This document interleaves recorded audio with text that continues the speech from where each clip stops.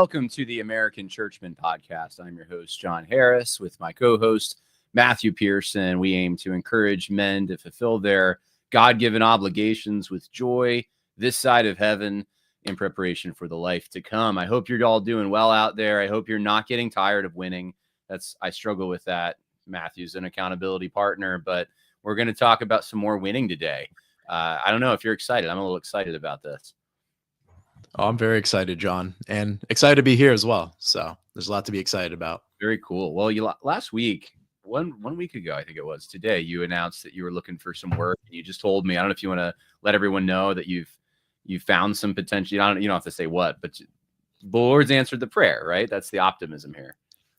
Well, that's what it's looking like, but nothing's like absolutely certain yet. But things are coming along, so that's always encouraging for me to hear. So, yeah, but well, that's good because we hadn't discussed this, and I haven't read this, and we're probably not going to discuss it. But I just went to the Truth Script website, and David didn't say anything about this to us when we asked him. But a case for general optimism—that's the featured article.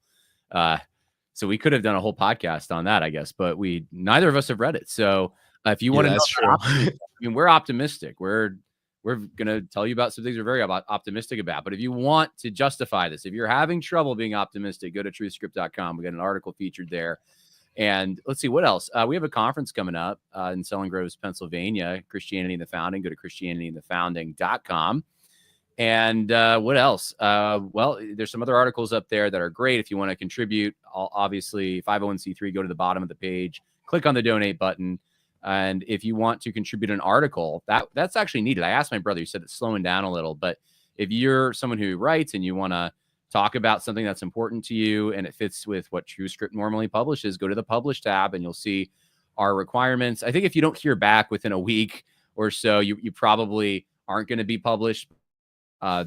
Generally, I mean, we have some volunteer editors and it's just, they're overwhelmed to an extent. So I don't know if they get back to everyone. I don't think so, but we do publish a lot of the people who submit. So go ahead and check that out. And we found some great authors that way.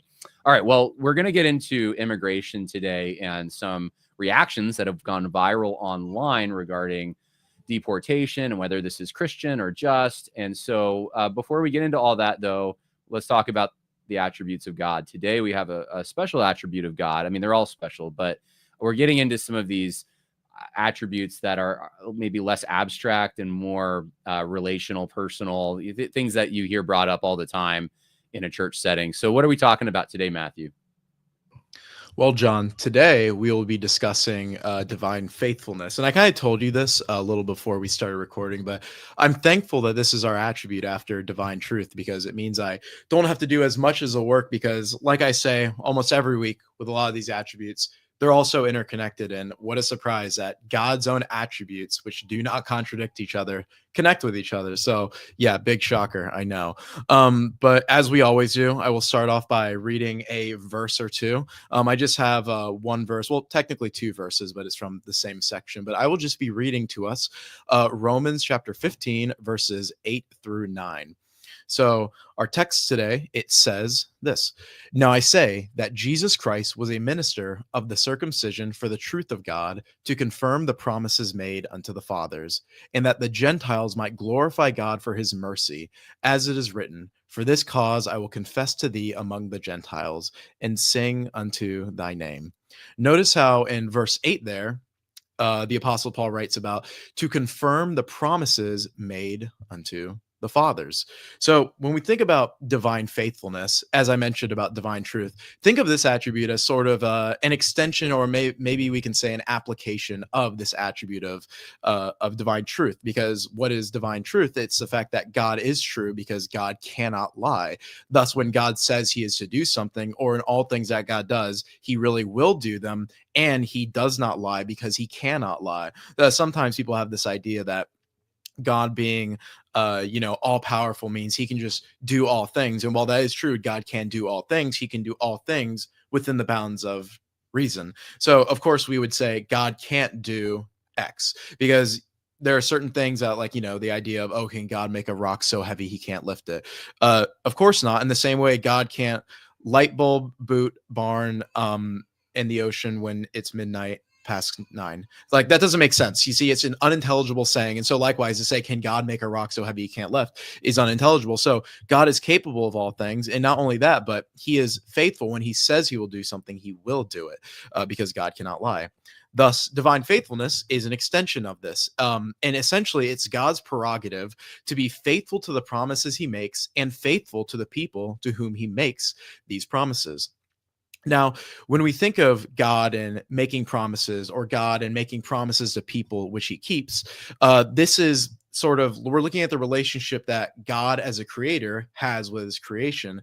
And the primary way that God relates with his creation is in the form of a covenant. That is usually how God, no, that is ordinarily how God relates to his creation, is through the form of covenant. So in Genesis, you have the covenant of works that God makes with Adam, and extension makes with Eve, because Adam is Eve's head, and which he also makes with all of us. And because Adam failed to meet that, we as well fail to meet that standard, and that's why we're in need of redemption. You have the Abrahamic covenant, the Mosaic covenant, the Davidic covenant. Sure, there's some I'm leaving off, and really important, we have the new covenant.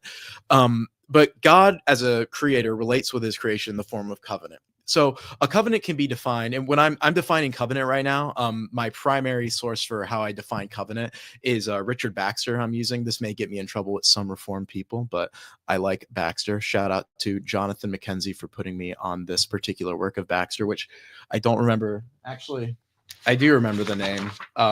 An End of Doctrinal Controversies, which have lately troubled the churches by reconciling explication without much disputing. They were great at chapter titles back then. But the way in which Richard Baxter helps us think about covenant is, he essentially says that a covenant can be defined principally as a mutual contract.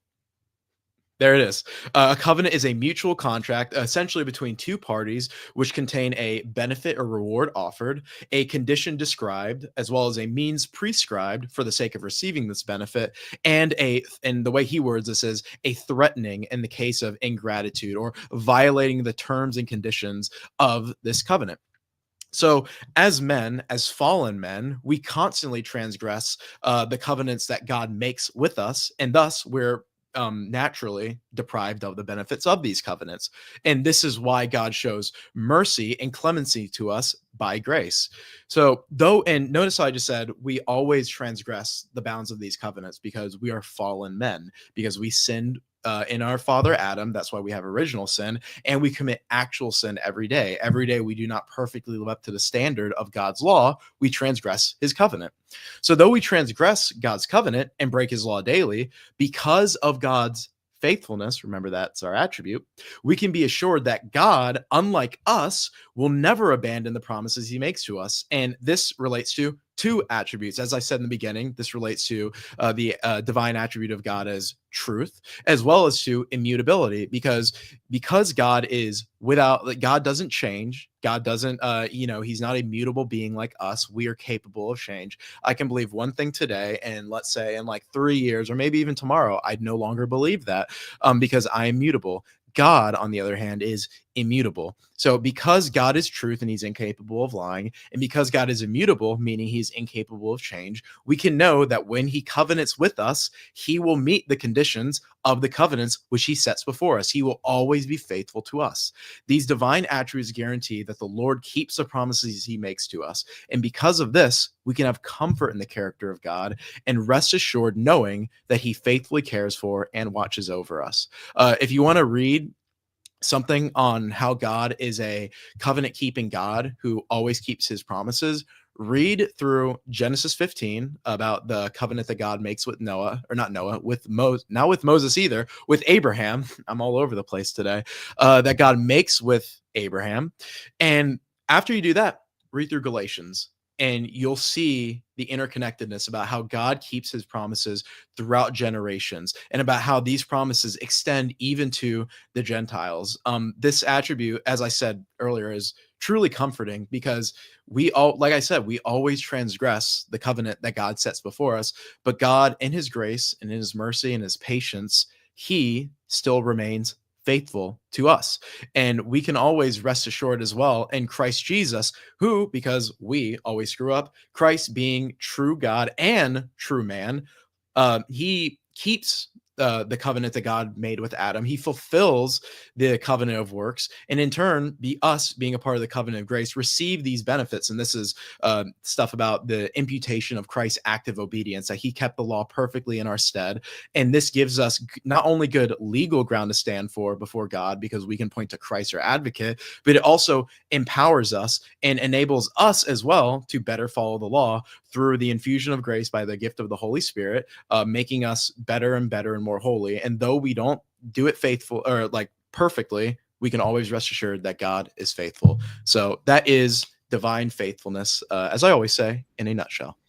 That's excellent, Matthew. You're going to be a good pastor. You're already you're well spoken on these things, and I think for that, this attribute, I think when you're going through trials, that's the one that you pull out the most. You have to remind yourself, because it's the bedrock. It's the I think of Psalm 1, and the righteous man being like a tree firmly planted. This is the firmly entrenched, I think, quality that Christians have when they understand that God's going to keep his end of the deal. He's not in some religions. I mean, we take it for granted, but obviously Islam does not have the guarantee that Allah is going to necessarily keep his end of the bargain when it comes. They can't have assurance of going to heaven, for example. A lot of religions are like that, and Christianity isn't, and I'm grateful for that. Obviously, I think it's true as well, but it's not comparing religions with each other for what kind of deal you get. Obviously, there's only one that's true, but I think that if you were to just compare the nature and attributes of these other deities that are put forward as competitors, as idols, they don't stand a chance. They're just not the same at all. So yeah, certainly.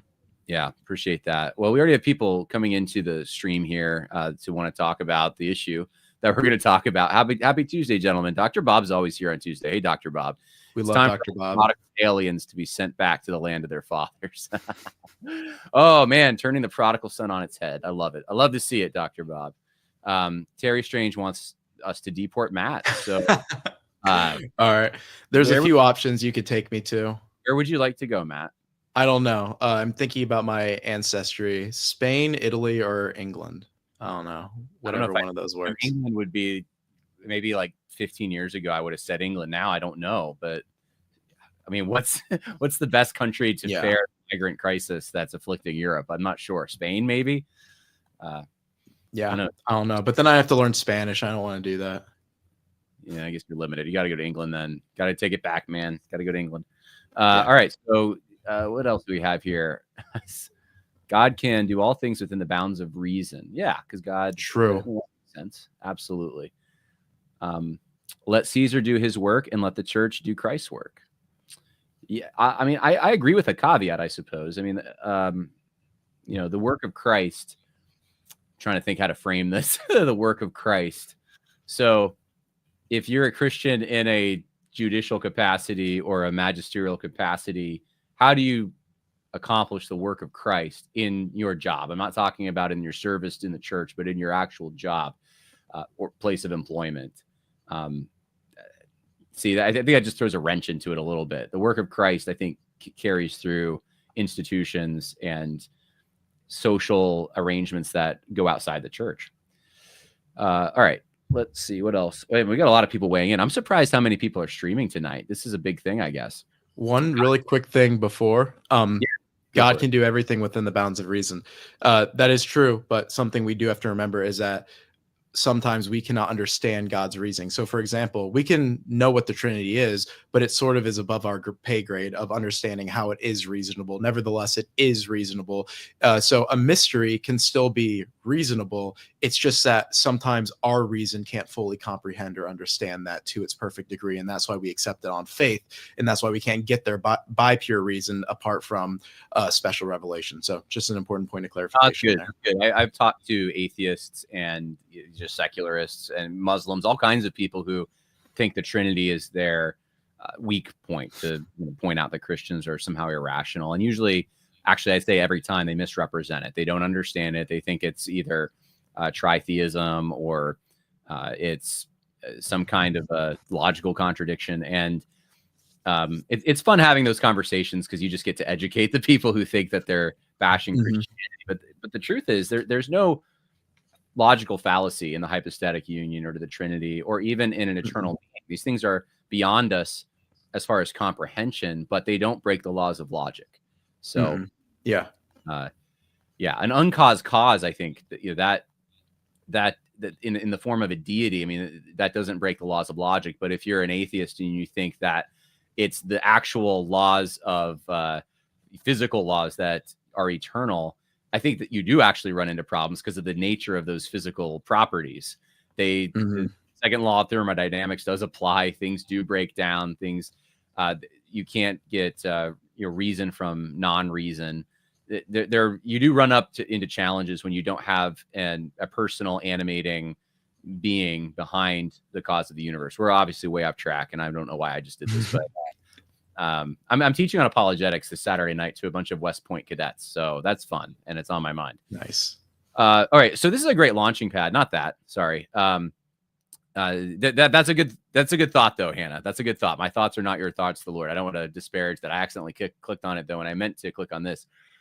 This is from Casey Stewart, who I think I just highlighted one of his comments earlier, but he says, I think it's a he. For Christians, the us are should refer to other Christians, whether in the U.S. or Mexico or wherever, and the and are them there should refer to unbelievers in the U.S. and Mexico and anywhere else. So, in other words, if I could summarize this and steelman it, that the in-group preference, the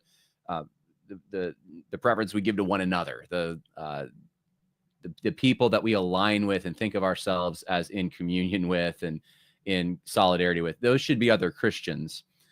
And it doesn't really matter. The geographical boundaries have no, bearing on this. And then the outsiders or the out group would be everyone who's not a believer. I think in a certain sense that's true, but I would say, and we're going to get into immigration, so that's why I think it's a good launching point. I would say that in a family unit, we don't actually believe this. I've never met anyone, at least, who says this, who doesn't practice on some level other in-group preferences. So family is the most basic one, but you tend to care about your children and try to help your children, raise your children. That's where your obligations lie more than other people's children. And that may sound simple and so basic. Why would you bring that up? Because that principle, and this is the ordo amaris. I mean, this applies beyond just your home. This goes to your community, your society, your region, and your city, wherever you live, right? There are demarcations that you live in, and there's identities that you have that aren't in addition to being a Christian. And in fact, before you were a Christian, even if you were converted as a kid like I was, before I was a Christian, I did have other identities and other responsibilities and obligations and so forth. So I think that captures a certain part of it. There is a preference for Christians, but there's also other groups we have to consider. And this is where trying to evaluate and understand the responsibilities we have in different avenues, I think, is very important. And that's what we're going to talk about. So you have anything to add to that before we get into the videos? I have a video to play here. Yeah. Something I would say to that is that citizenship in any commonwealth or nation on the earth is not one of the benefits of union with Christ. There are many benefits we receive when we're united to Christ. There are certain relations we now have with one another, being united to each other spiritually by faith. We're, in the sense of Christ's mystical body, we are bone of bone, flesh of flesh, one with another. There's a union with each other that transcends all other unions, but that union doesn't necessitate that you can go to any commonwealth you want and become a naturalized citizen. That's in the realm of nature. The realm of grace deals with spiritual realities. Christ's purpose in coming to earth was not to establish a new national polity. This was the carnal error of the Jews, who thought that Christ was coming to set up a new civic commonwealth to overthrow the Roman Empire so that they could rule. That's not the intent of Christ's first advent, at least. In the second advent, that will be happened when all other nations and commonwealths will be assumed under the authority and direct rule of the Lord Jesus over all peoples. But that is not one of the things that is guaranteed by the first advent of Christ. That's not the intention of the church. The church is primarily a spiritual institution, which has it has, you know, physical implications. Like you go to a real church, physical church, the people there vote for certain politicians and all that, but that does not necessitate that by virtue of union with Christ, you can just abrogate all citizenship and all other loyalties in life. That's not the point of the gospel. That's not like one of the benefits. The point of the gospel is the salvation of souls by being united to Christ and having him redeem all things. That is the point. It is not to grant you citizenship. It is not to make it to where you have to destroy your own borders or alter your policies now to open borders for Christians because we're united to Christ. That misses a point, and it's a carnal misunderstanding of the mission of Christ. Yeah, no, that's well said. We have Lisa weighing in too. I want to just highlight this. I prefer other believers over my unsaved sisters, aunts, and cousins. Is that wrong? No, I don't think so. And it depends what you mean by prefer, because if you think of prefer, let's say, and what did you mention? She mentioned sisters, aunts, and cousins, so not children here. But you know, let's say you have a younger sister. I'm thinking I want to pick this example on purpose because I think it makes sense clearly. But there's an element of dependency. Let's say there. I know my wife had this with her younger sister. Do you have a greater obligation to your younger sister to make sure that she's well fed and wherever this, you know, it's provided you're going to public school, gets to school on time, is safe. There's more authority there. There's more. I think there is going to be a different kind of relationship over, let's say, a Christian that maybe you share more in common spiritually with, but you don't have those same obligations, those natural obligations. So there is probably some aspects and some avenues where you will prefer the other believers. And then there's others where you're going to have to spend your time and invest your resources helping your sister. And that's, we are able to do this, I think, with a lot of things, but for some reason, when it comes to the political realm, people forget. That's what I think it happens. At least people tend to forget these other natural obligations and relationships they have. So it's not about, I think, as Matthew just said, like it's not that when you become a Christian, all the ties to your kindred are severed somehow. And now you just have these new connections, that your ties to your kindred aren't severed.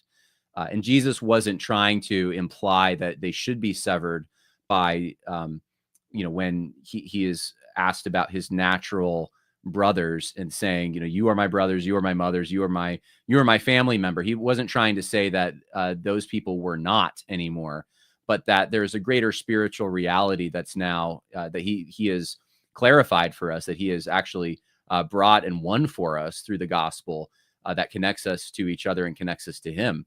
But it doesn't bring away those, like, you think of him at the cross. What does he say about his mother? I mean, he's looking out for the welfare of his mother as he's dying. That just says something about Christ. You could say, well, she was a believer. If she wasn't, would he just not do that? I mean, you know, there's so many things in Scripture that clearly articulate we have a responsibility to those who are in our household, and you're worse than an unbeliever if you don't actually take care of the people in your household. So, so we can walk and chew gum at the same time. That's what I believe. I think that's what Christians have practiced for a long time, and this applies. Here's the transition. This applies to our country as a whole, and your region. You want the safety of the area that you live in and what's the point behind that? But for loving your neighbors. This is part of loving your neighbors. And we exercise our votes in order to accomplish policies that will love our neighbors better. And for those who voted for Donald Trump, this is one of the things I was voting for him was he was going to clean up some of our immigration process, which is frankly has been broken for a while. And unfortunately, people have died, been taken advantage of. It's drained resources that belong not to the people coming here. And there's more that could be said. But I think for me, this is a Christian duty in a sense. Like I am, this is looking to my daughter's eyes. I am wanting policies that are going to be better for her, that are going to protect her from unvetted migrants and that kind of thing that potentially could cause harm. So unless you have something to say, Matthew, I'm going to play a video. You have anything or? Just one little thing. Your preferences does not the same thing as duty. So there are some Christians I prefer over my own family that are blood, but that doesn't necessarily mean I have the same duties to them. And that's what the discussion's about. It's not about who you prefer, because it's very easy to prefer certain people over other, even if they're not related to you directly. It's about what is your duty? What are you called to do by God in the natural order? So that's all I have to say.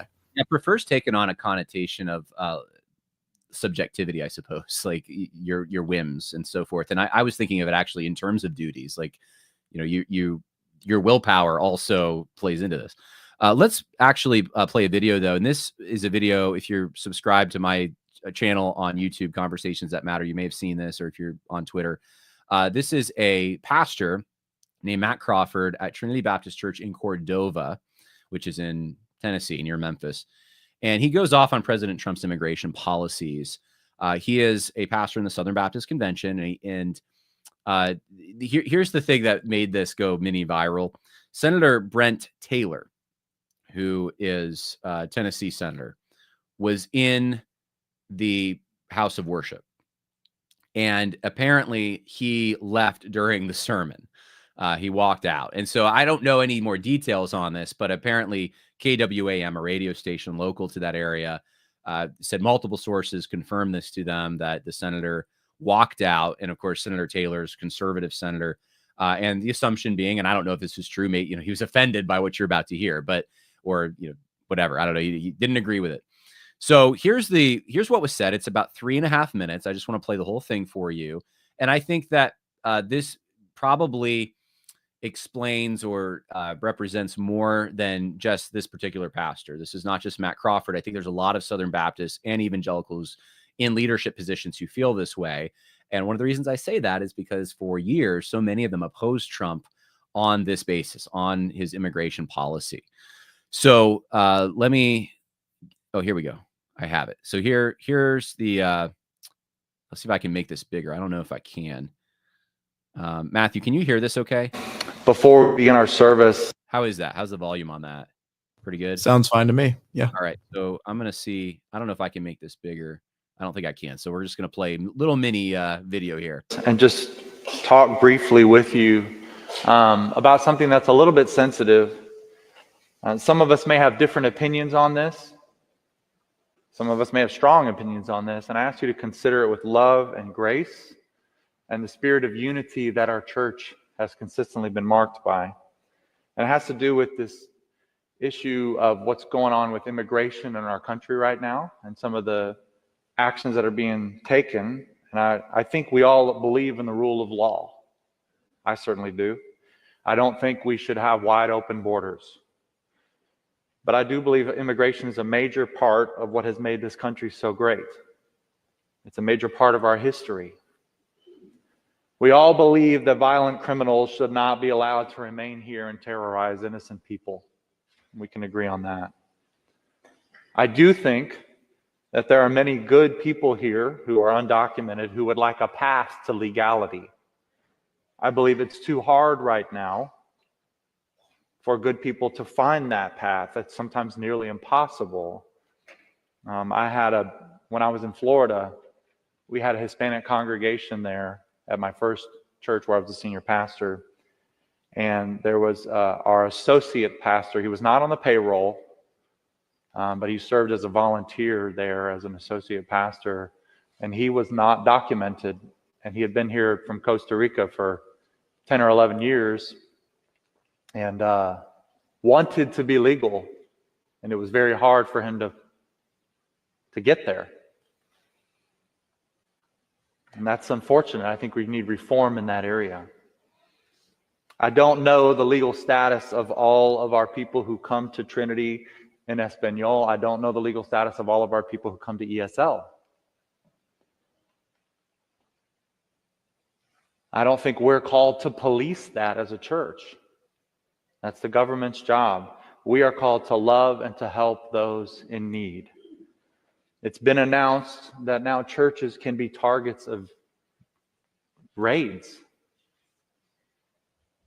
No one is being sheltered or kept here. But I don't like the idea, and I think you probably agree, that worship service could be disrupted by a raid. I don't want people who come here to be ministered to and to hear the gospel to be afraid to come here. So I'm disappointed by that change. I hope that we can believe both in the rule of law and feel that we don't want worship services disrupted by that. I hope that me saying that doesn't anger you. But I wanted to address that.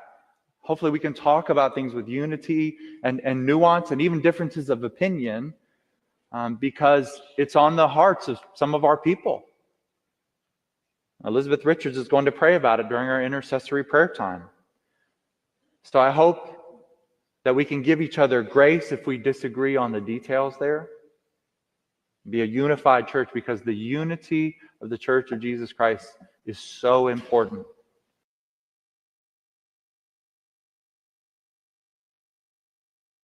All right, I think I was muted. I don't know if you heard me there. I did not. You were muted. Muted. We listened to Matt Crawford from Trinity Baptist Church in Cordova. And I will note this before getting started. I'm going to want to hear your reaction, Matt, to this before I say anything. But, maybe I didn't. I want to stop. Oh, hold on. I need to go to my profile and find it now. Okay, I don't have it readily available. I'm going to have to scroll down now. I should have had this ready. I was going to show you some stuff from Matt, the pastor that you just heard, that sort of shows where he lines up in the Southern Baptist Convention. Here it is. All right. So I said company men do company things, because there were guys I knew that I respect. You were saying, hey, look, this guy is just kind of like, he's got good intentions. He's just kind of ignorant, right? And doesn't understand policies and that kind of thing. Well, of course, you see, I retweeted Megan Basham. Megan Basham got in on this. A whole bunch of people started talking about this. It sparked the whole debate. But if you look at the guy's, Matt Crawford's X account, and these are just a few different tweets that are representative or retweets and so forth.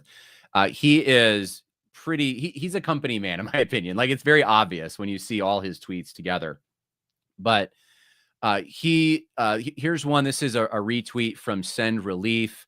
And this is about their sexual abuse task force reforms in 2022. And of course, this whole issue has been a debacle for the SBC, but these reforms are, I've gone through a lot of material on this, on my other podcast, Conversations That Matter, talking about them.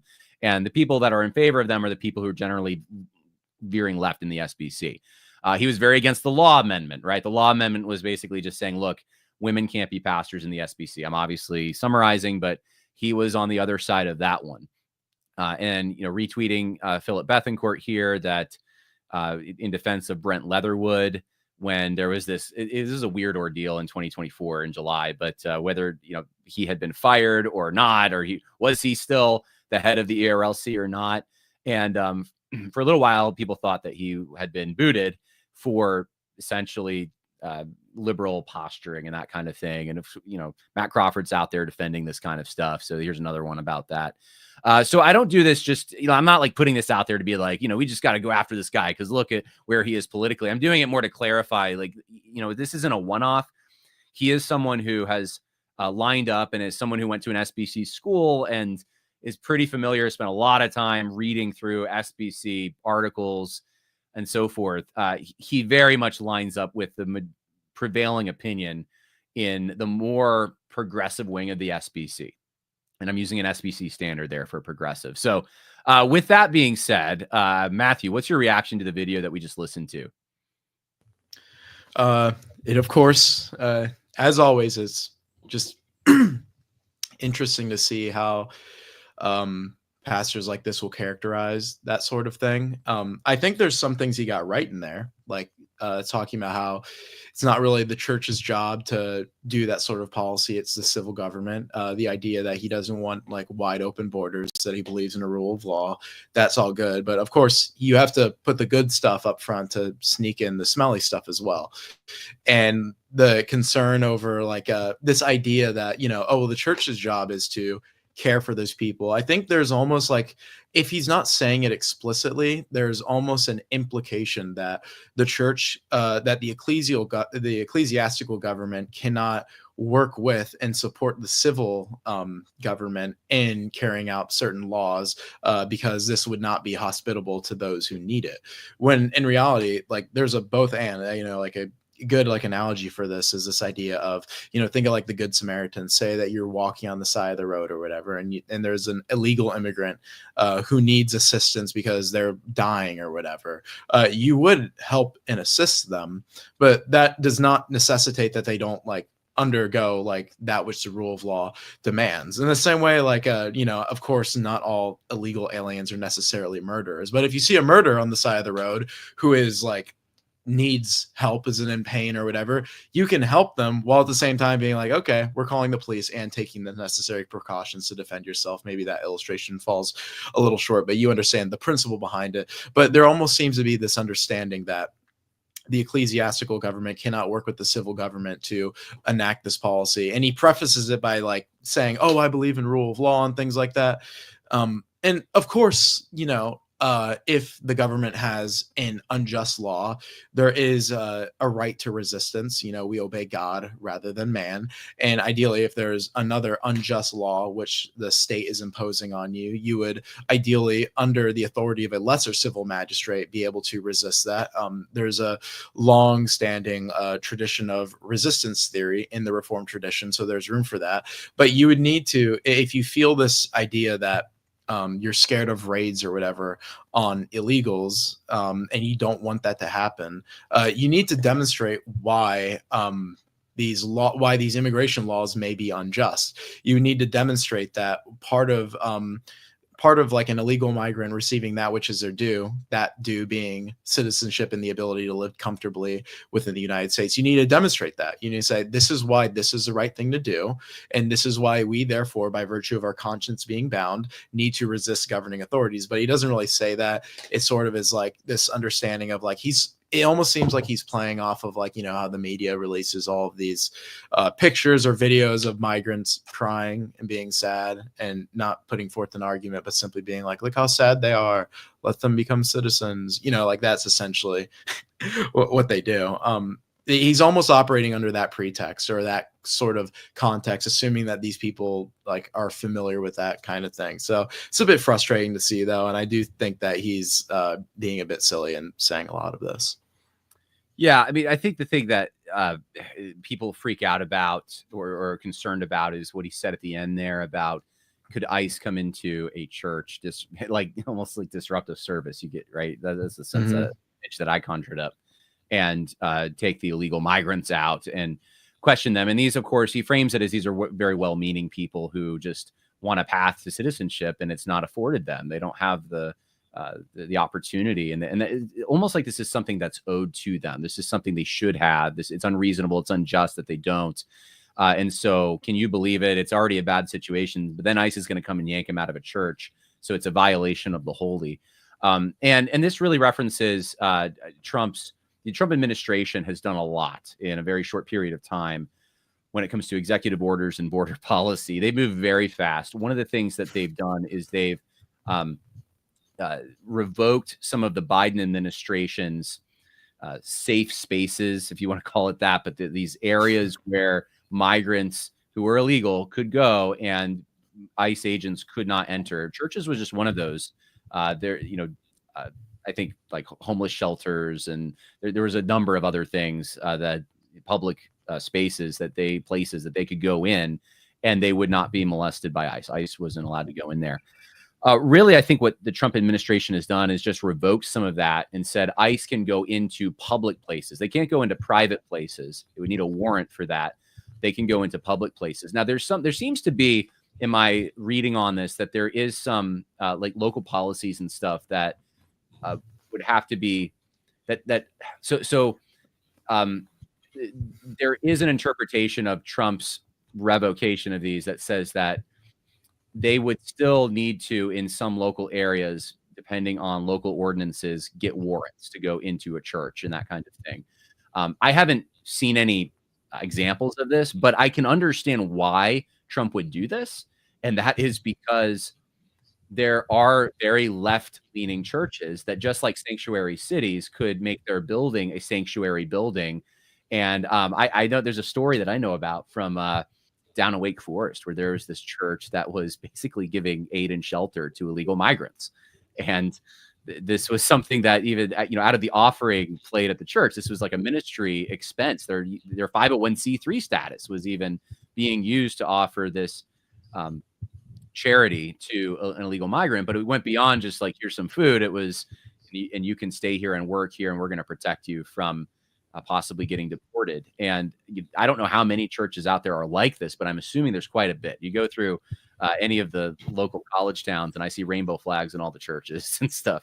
So I would assume that there's probably quite a few that wouldn't mind doing this kind of thing. So that it makes sense to me from that standpoint. But the way the whole thing's framed, I just think is odd, because he's saying, yeah, for years I was at a church and we had an associate pastor who was an illegal migrant.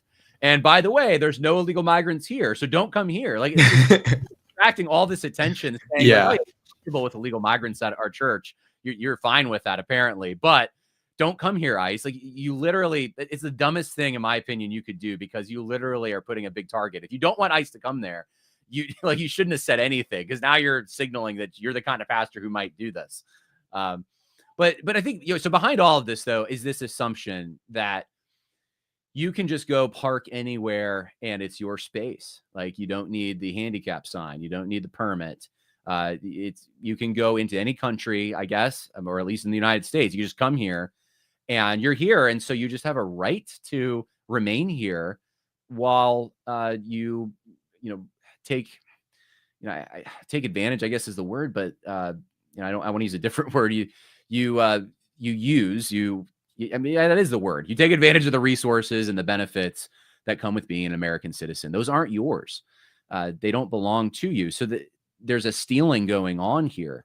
And that has to be rectified. It's great that if you have an intention of becoming a citizen, that's great, but you don't get to create those rules if you're not an American citizen. That's something for the American people to decide, and they've decided to elect Donald Trump. And so this is where we're at.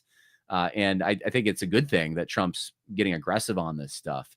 But I think that this is where the battle lines really wind up. There's these assumptions. You and I are coming at this with the assumption that you can't just enter a country and expect to live there and reap the benefits of that country. But there's a liberal wing of evangelicalism that says, yeah, sure, that's fine. That's just, that's right. And the church, implying, I guess, that churches could even be safe havens for this kind of thing.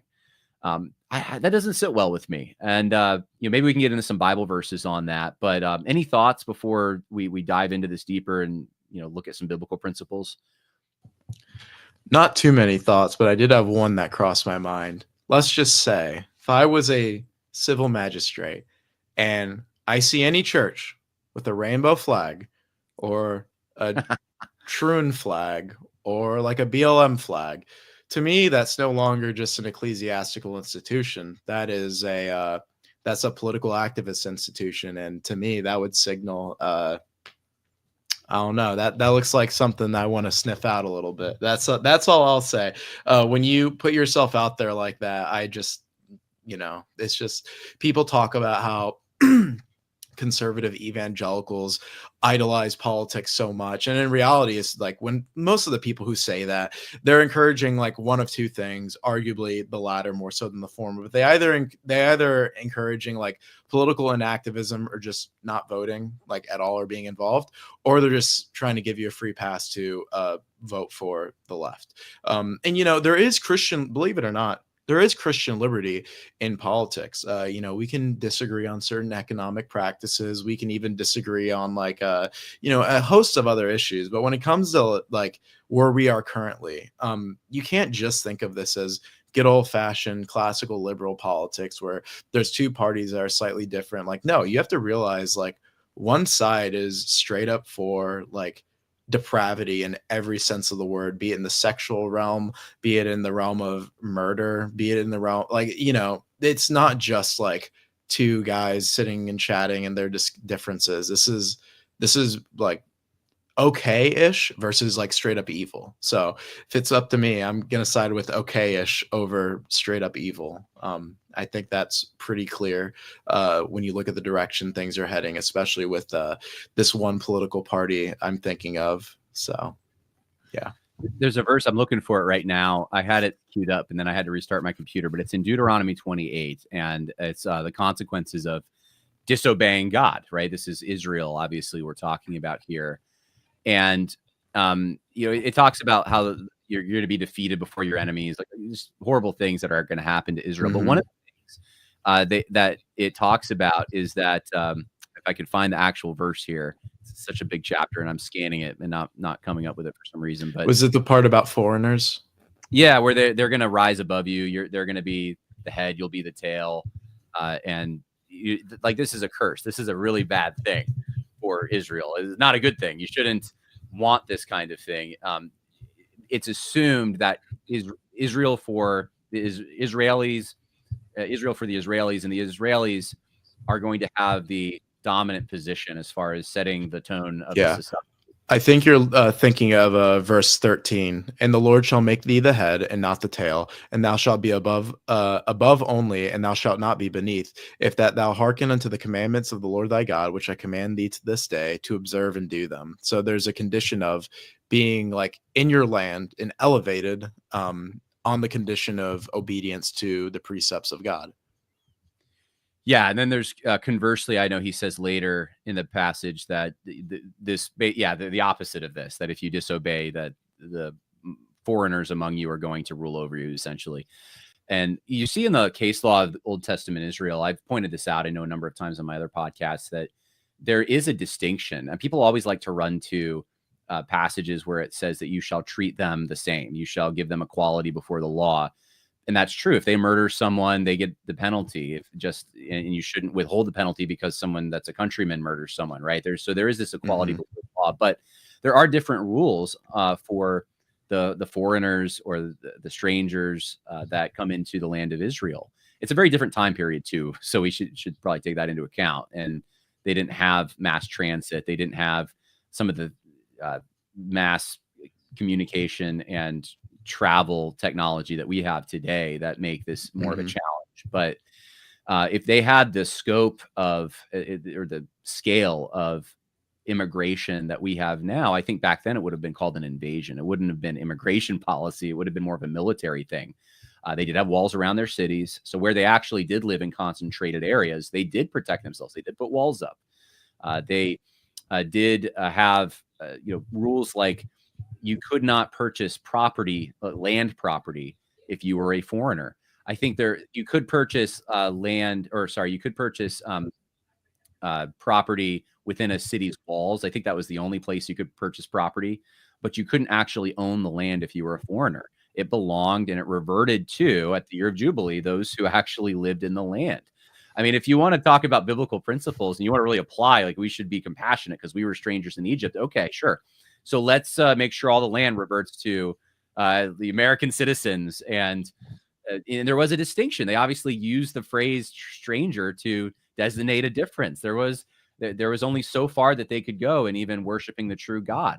There was a court of the Gentiles. So they were blocked off from some of those would have also been civic rituals, civic religious rituals in that society. Perpetual slavery could happen if you were a foreigner. It couldn't happen if you were an Israeli. I mean, these things seem so bigoted and unjust today, but that's how it was in the Old Testament. So there was this preference, this in-group preference for Israelis. And I bring that up not to say that we have to apply everything in I'm not a theonomist in that sense where there's a parallel. I'm looking at the principles here and I'm saying, why did God have these rules in place? I think he had these rules in place because he wanted Israel for the Israelis, and he wanted them to be a light to the nations, as Isaiah says, to be an example in wisdom, so that they would show the world the truth, how to live, and then, of course, the Messiah coming and being not just the savior of Israel, but the savior of the world. This is why Israel was set up. So to put a cap on that, I think that if you're going to try to bring biblical principles into this discussion, which we should, you're going to have to look at some broad things. And this is why I wanted to highlight an article that's on TrueScript. This is not a new article. It is an article that we've actually, I think we might have talked about this before, Matthew, by Jamie Bainbrick, but it's a case against mass immigration. And he goes through some principles here that immigration stats say very little about individual immigrants. For example, I could just take you through all these different examples of illegal migrants committing crimes. In this child rape, you have, the Lake and Riley situation. You have the woman who was burned on a subway not too long ago. That was just last December. There's all kinds of these examples out there, but that doesn't mean that every illegal migrant is doing crimes like this. But the problem is we don't know. We really don't know who is and who isn't. Like, we haven't vetted these people, and so this makes it much more difficult. The order amoris, of course, we've talked about this. The love that we should have for our fellow countrymen, which is different, and there's more of a responsibility there. Mass immigration has significant downsides that damage society. So we should look at the consequences of this. And what does this do economically? What does this do socially to your country? If you want to go to certain parts of London, you don't even feel like you're in London. You feel like you're in somewhere like Pakistan.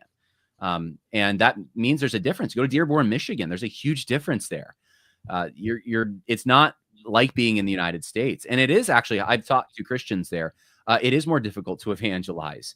There are consequences for raising a family there and so forth. And then lastly, when migration becomes a threat, the biblical response is to stop it. So I think this really comes down to some basic things. And both sides, this is the interesting part, are saying love your neighbor. We're saying love your neighbor. They're saying love their neighbor. Who's right, though? Who's actually practicing loving your neighbor? Matthew. Well, I believe that I was going to say there's nothing much more to add on to that, but you ended with a question, so it's kind of perfect. No, I would argue that we, our side of things, the right wing, we are the most concerned about loving neighbor, because we understand that again, like you mentioned in the article, Ordo Amoris, that there are certain duties that we have to those that are naturally ours, and that grace does not abrogate those. That's why the Apostle Paul in Romans 9 and Romans 11 speaks about his great love for his kinsmen according to the flesh. And you understand that this principle is not just like, he doesn't just have these affections by virtue of his like past religious tie to them, and some people like may want to say, but there's like something that is like real here, that he has a real relation to them. And you read any commentary on these chapters, but I would particularly commend Matthew Henry's commentary, and he even says like this principle that the Apostle Paul has, like we ought to emulate. You ought to love your kinsmen. And so like part of loving your neighbor is it extends towards like degrees of duty, and who do you owe this love to, and what degree of love do you owe this to? Now, of course, there's a sense in which, we want to make sure, and like sometimes I do see this happen where people get like so deeply involved in like some of the Christian nationalism conversations or these sorts of things, that what ends up happening is like you hear any sense of like someone saying, oh well, everyone in some sense is our neighbor, which like, you can be someone who's more right wing and you can still agree with that, because someone like Calvin would say that every man to a certain extent is our neighbor by virtue of circumstance or providence. Even that person who is not your kinsman according to the flesh, if they're within your vicinity, and like I said, like they're dying, like think of the Good Samaritan, like it is your duty by virtue of them being your neighbor by circumstance to assist them. There's a sense in which you can hold to that, but there's still a sense in which that doesn't destroy the order of Morris. And so there's a sense in which you can care for the migrant while at the same time caring for those who are close to you.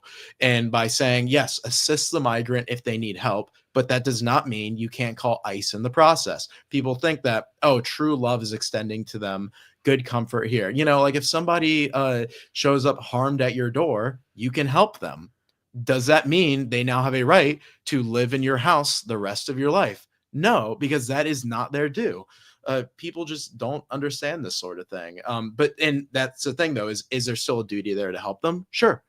Does that mean they live in your house the rest of their life? No. Like these things are not that difficult to understand. The problem is like some people I'm being so Tim Kellerish right now. I'm very winsome because I'm being third way right now. Both sides can think in too simplistic of terms, but I, the transcended Tim Keller disciple, say that again. No, I was agreeing. I say, yeah, we transcend these. We're like the, yeah, we're not the midwits. We're not the. Well, I was thinking of a different scale there. Like you're on the wise people on the right end of the scale. Yeah, I'm just I'm so smart. I'm so much smarter than everyone, obviously. No, I'm kidding. But no. All jokes aside, like there's a sense in which you can go like to both extremes and not be balanced and realize that you can afford someone the help they need while still remaining like obeying the law and doing your duty. So yeah. No, I think what you just said is really important. Like these two things can happen at the same time. You can say I'm going to help this person, and ICE hasn't rounded them up yet. Maybe you've even made the call and notified ICE. I'm still going to help them. I'm still going to give them the gospel. They're here, but I'm not going to condone their behavior. And it's frustrating. This whole thing is frustrating mostly for the legal migrants. I know, to be honest with you, I don't want to use them as the wedge to say like. But I do know some legal migrants who have come to this country and have waited for years, and it just frustrates them to no end that others can cut in line and so forth.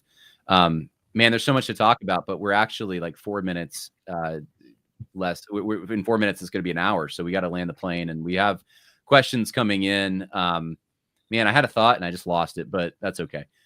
Let's get some of these questions in and maybe it'll come back. Raids, is this really happening? Not to my knowledge, as far as like in churches, if that's what you mean. As far as, yes, raids happening out there in people's homes where they have warrants in on the street and so forth. Yeah, I mean, I don't know if you saw, Matthew, the Fox News report a few days ago where it had the Haitian migrant who had committed crimes. All of these guys committed crimes. We even got, what's his name from Dateline? Who did like the is this the pedo catcher? Yeah. He was like in on like I was like, wow, they got Chris Hansen, I think it's his name. Oh, Chris Hansen, yeah. Great show. Yeah, it is. I know, I used to watch that. So he's like so good. He's on it. And they had like a Spanish translation on his phone. He was talking to this guy who was trying to meet up with a minor, and then ICE got him. But anyway, like this one guy, I remember the Haitian migrant. You remember what he said when they were putting him into the ICE vehicle?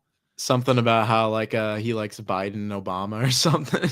Yeah, he said, F Trump, and that basically, I think he said, hail Biden or God bless Biden, and Obama did so much for me. It's perfect. Yeah, it was exactly. All right, so let's go to the next question. It says, if I was a pastor that knew someone broke the law, I would be encouraging them to turn themselves in. That's right. I think, if it's a just law, and this is not an unjust law. There's actually rationale behind laws that make sure that the land, that the citizens who actually own and operate and live within the land, that they're the ones reaping the rewards and the benefits from that land. We see that in Israel, obviously. They need help, the psalmist says, that's the name of the avatar for people listening, psalmist, where they are, instead of them all coming here and turning our country into a third world country, import the third world and become the third world. That will be forever true. Good point. Yeah, you can only take so much water into a boat before it sinks, right? Maybe they should go back to their country and trust the Lord. Michael says, what do you think about Trump's refusing to take the oath of office on a holy Bible? That's kind of unrelated, but he did not refuse to take the oath of office. I think he just didn't see it because Melania had come in kind of late, and I think he just didn't notice. But yeah, a few people asked me about that, and I was like, I don't think that was purposeful. John, lefties would say the land belongs to the Peace Pipe natives, though. Yes, right. The land claims and all of that kind of thing. And man, can we have a discussion in the first minute and a half here? I don't think so, but that's a complicated discussion. But I think that you have to recognize a few distinctions. One is that you have settlers who came here. That's a lot different than migrants coming into an established country. When you have settlers coming into, a howling wilderness, I think as who was it?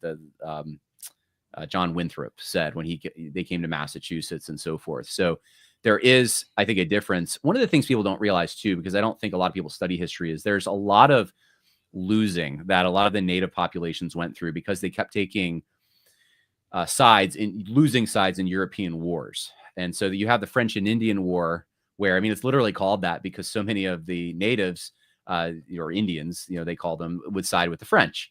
And obviously, who won that? The British. And then the next time, a lot of these tribes were like, you know what? We're not going to make that mistake again. Let's side with the English. And then guess who loses? The English.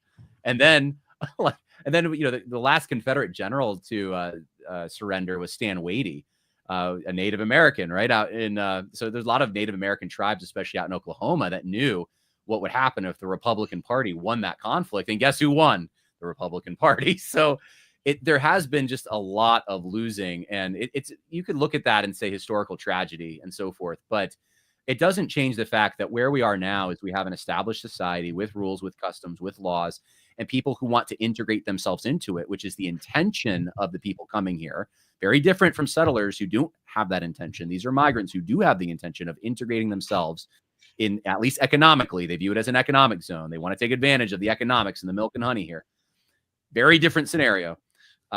They have to be, vetted in some way. There has to be at least an agreement that they're not going to do harm to the population that does live here, and that they're the kind of people you want taking advantage of the systems and so forth that we've set up. So, how is that, Matthew? I know I packed a lot into that, but no, that's good. I have nothing further to add. That's good. I'm glad to hear that. That means I was pretty thorough. Okay. Man, there's a lot more questions coming in, but I think we need to probably get to just one or two more. So here's one. Understanding that the president needs to uphold the law and serve the interests of the country does not mean we should be gleeful about deportation. Too many Christians are enjoying this wrongly. Matthew, yeah, he's talking about you, man. He's talking about you and that smile on your face when you realize Trump is actually getting rid of some bad guys. I mean, I don't know what to say about that. I mean, it's vague. I could probably think of some examples, but when justice happens, when you have been screwed by an establishment that doesn't care about you or your interests for years and years on end, they completely abandon the interests of the native population to import foreign workers, to completely alter and change the demographics of this country and to change the voting patterns and all these things, and you're getting completely screwed over and your entire inheritance is going down the drain. I'm going to be happy about deportations. I couldn't say it better. Being from Los Angeles originally and having family there and seeing what's happened to that great city, I am very happy that there's a little measure of justice happening. I don't think it's going to be near what we need, but I'm glad that someone's trying to move the ball in the right direction.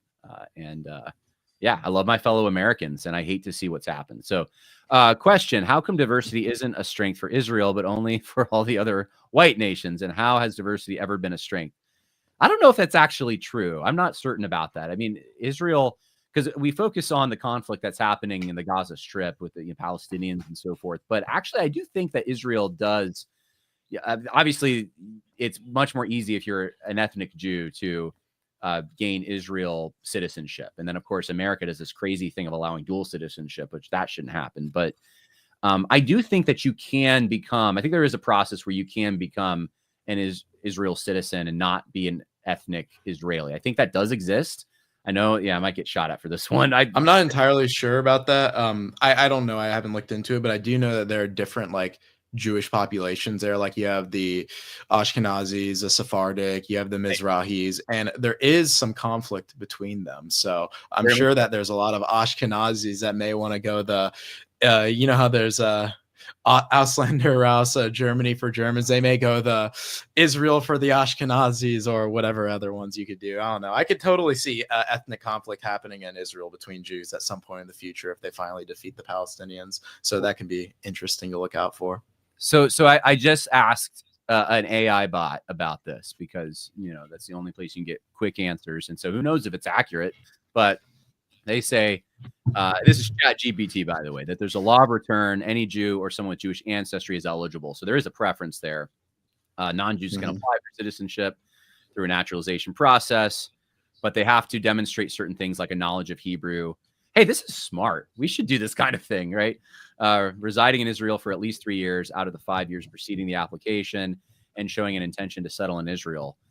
So that's interesting. So there is a process, but I don't know. I mean, I'm not familiar enough. If you go to Israel, do they have, diversity is our strength, mottos and slogans? I have no clue. Probably not. I tend to think we know why the question's being asked too, but we do. I know. I'm not naive to this. We should feed it, John. Just kidding. We should have Poland policies. That's what we should do. The Polish people have no immigrants, and immigrants, period, or just illegal. Maybe it's no migrants, and they are they're doing pretty well, especially with not having terrorist attacks. I don't know if you saw, there's a map I saw going around, it went viral, where it showed like all the terrorist attacks in the last 10 years in Europe. Like Poland's this one area of safe zone. It's pretty funny. So anyway, to put a cap on the whole podcast, though, we didn't get into the issue of legal migration and standards for legal migration, which I was hoping maybe we'll save that. I think that, the main takeaway here is that pastors who promote this kind of, I think, misplaced sympathy for those who are breaking the law, who are taking resources from American citizens and so forth, who don't actually have a quote unquote right to be here, who are breaking the laws. I think that they should probably think about their fellow Americans and what would be right for them, what would be beneficial for them, and where does their allegiance actually lie? That's really the question. Where does your allegiance actually lie? So you have a Christian allegiance for sure, but does that Christian allegiance require you to support other Christians breaking laws? No, obviously not. And these are just laws. And I don't think there's much more to say than that. But I think what happens is there's just an emotional appeal, and you get whipped up into a frenzy about ICE is going to come in and do something terrible and make people's lives worse, and we don't want that.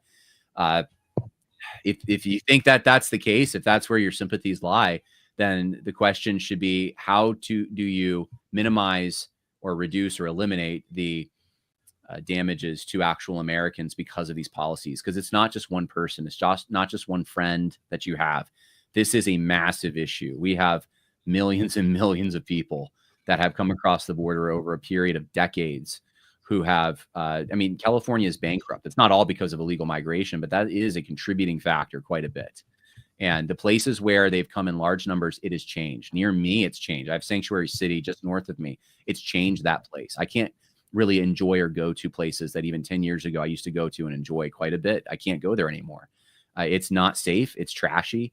The people there are engaged in noise pollution and sketchy just looks. And my wife doesn't feel like it's just a different place than the place that she grew up and that I grew up. So this has a real impact, and we should think through that. What's the impact to the real on the ground people who actually have lived there and want to pass it down and steward it for their children? So I've said my piece. Any icing on the cake to add to that, or no more icing, just bear cake for this episode. All right, bear cake, guys. You heard it from Matthew. Hey, keep praying for our country, and just as a reminder, if you enjoy the podcast, please consider donating to TruthScript. They sponsor this podcast. Go to truthscript.com and check out the conferences. We have this great conference coming up, Christianity and the Founding. We also, I just actually have the website. I got to just put it up. So hopefully later this week, we do have the men's retreat scheduled again for this year. I think it's the third weekend of actually, you know what? I'm not even because I'm unsure now what weekend it is. I'm not going to give you a date, but it'll be live hopefully at the end of this week, and I will have a date. But I'm going to give you the title, though. The men's retreat for this year, TruthScript sponsored men's retreat in the Adirondack Mountains, is Music and Masculinity. And I'll flesh that out in a later episode. Music and masculinity. So there you go. All right. Well, God bless everyone. It was good being here for the American Churchman podcast, and we'll talk to you later. For Christ and his kingdom. Take care, y'all.